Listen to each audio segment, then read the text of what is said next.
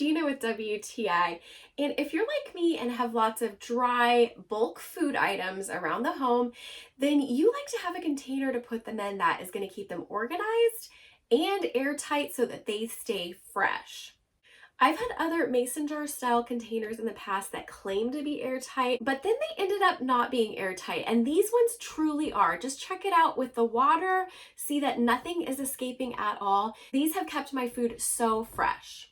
I love the size of these jars from LOOIOOJ. You can fit quite a bit. I also love that they come with labels. So as you can see, I have two different types of rice. Just by looking at them quickly, I can't tell them apart, but using the labels helps me know that one of them is long grain and the other is basmati. So I can make sure I'm grabbing the right one for the type of rice I want to make.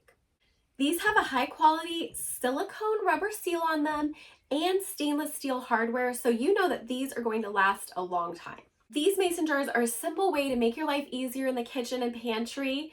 I recommend them, and I think that you're going to love them too. And that's my point of view.